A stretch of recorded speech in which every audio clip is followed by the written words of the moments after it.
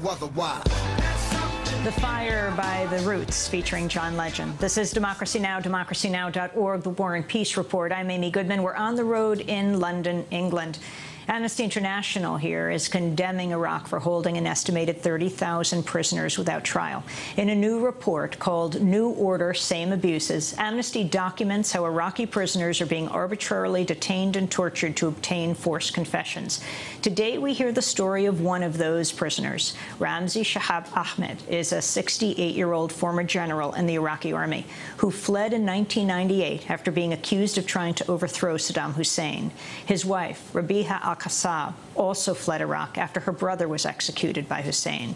They both got political asylum in Britain and settled in North London, where they lived a quiet life together.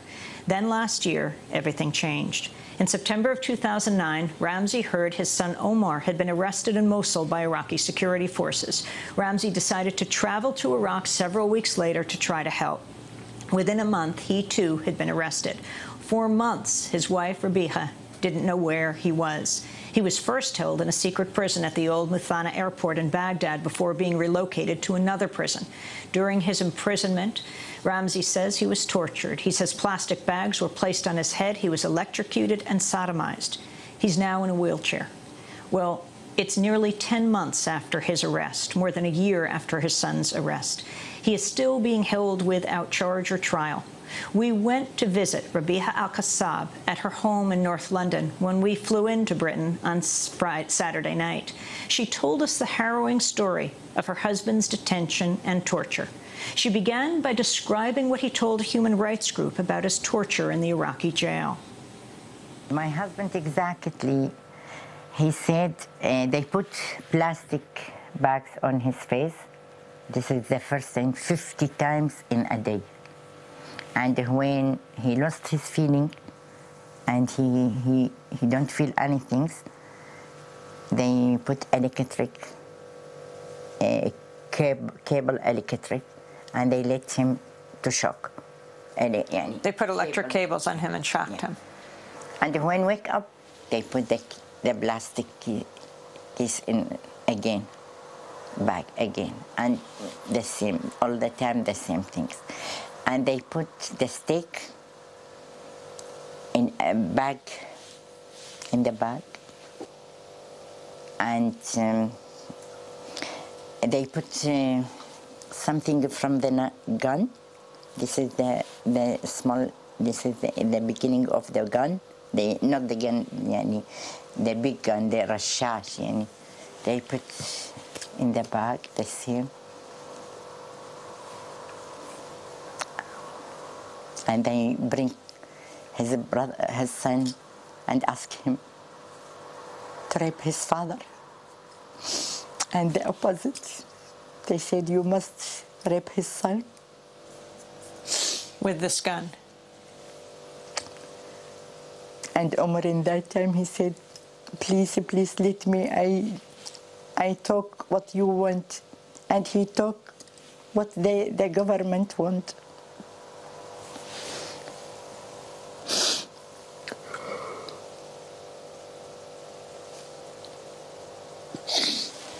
He's a general in army. Your husband was a general in the army? And they do this with him. It's very bad.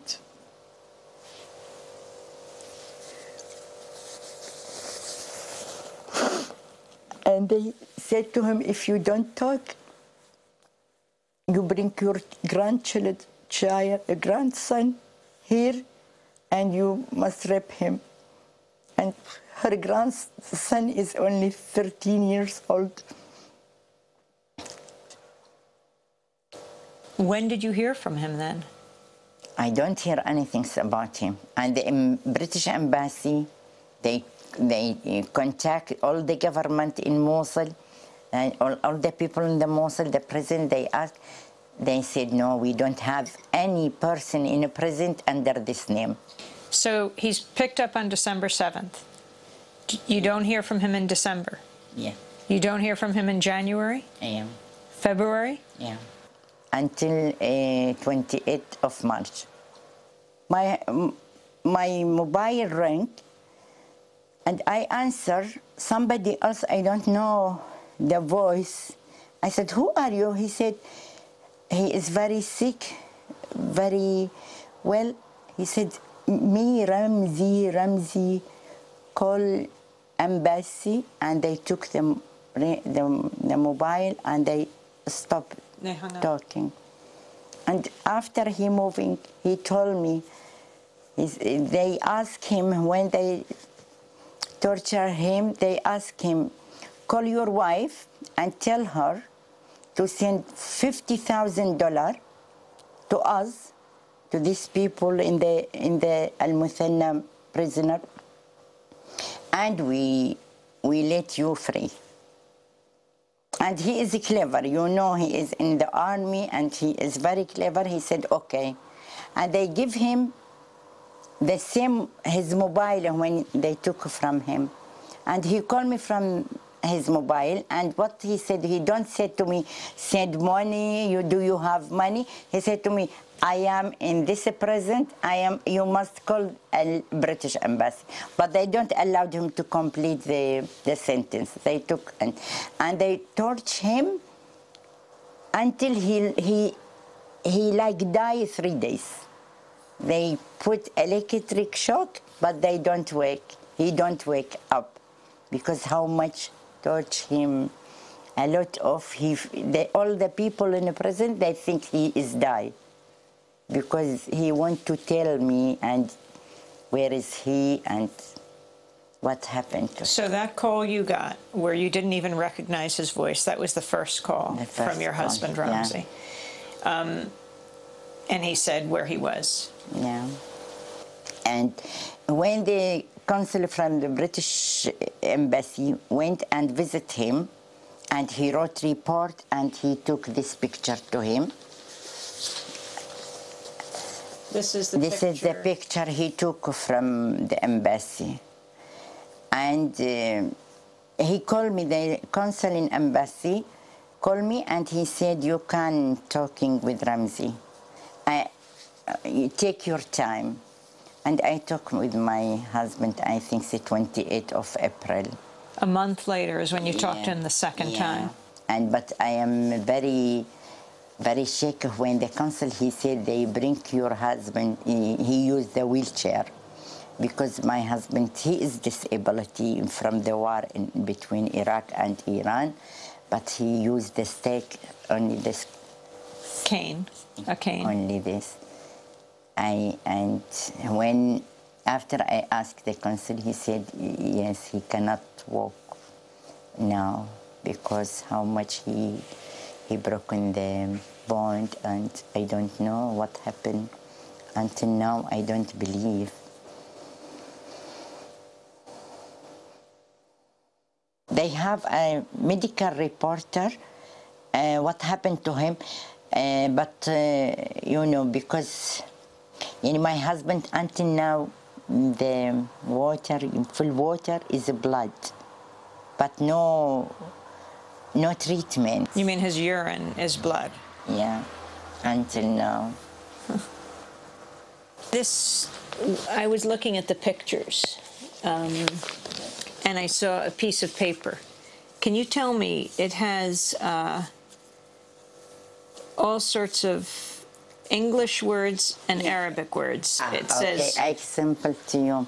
Like, you know, some words I never hear it before, and I find it in dictionary. And I wrote it like a stick. Can I use my glasses? Yes, sure. Thank you. Like to arrest in this jail, in Arabic, I find in Arabic, and I find it in the dictionary what meanings in English. So you're finding the English words, because you know only the Arabic words, and they are... The rape, to rape, to torture,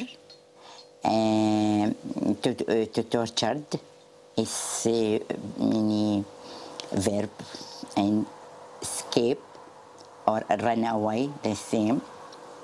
and a criminal. This is what, and a secret agent. This is the special word I need to use it in my story. The same. Mm-hmm. The same. This is the first time you use these words in English. Yeah. Is when because it came. I never use it in English language. These words.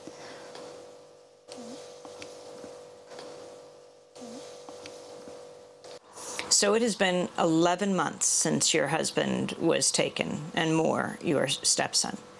What are you calling for? If they've been held in prison now, if they've been tortured, and they have not been charged with anything in Iraq, what are you asking for? I want to help my husband, because if he stay like until now, no court, no. He asked the government, if you. I asked the Iraqi government. I asked the British government. Ask the Iraqi government, if he is a criminal, took him to. They will take him to the court. Yeah. If he don't a criminal, you will be free. Amnesty International says 30,000 people are being held in the prisons of Iraq without charge. Do you know any other families here who are speaking out like you are about loved ones in Iraq, in jail? In London? I don't know. I don't have, I don't have many contact with Iraqi. So you feel very alone here? Yeah, very, very. Not very only alone. Before I spend my life, because my husband all the time in a war, but every day he called me in the morning, in the night, and I have children. I look after him. I pick him at school. I help him with to learn to make the homework. But here, I don't know. All the time I think about my husband. And who met me, he asked me. I feel very sad, and I like my husband too much. And when I cannot make balance. This very gentle in the army, and they do very bad things to him. I cannot talk for these things. It's very bad. I don't believe a human being in the world can do these things. You believe this? I don't know. I cannot believe. Sometimes I think, no, I am in the bad dream. Exactly, I said, maybe I wake up, I don't hear all this. He said, no, I am here. I live with you. What is this dream?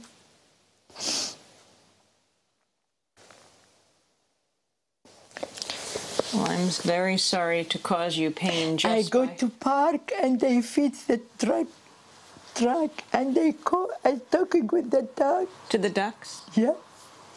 I said, you remember the man who gave you the food? He is in a prison. Ask the God to help him. Rabiha al Qassab, her husband Ramze Shihab Ahmed, is still in prison in Iraq. He's been there for nearly a year without charge or trial.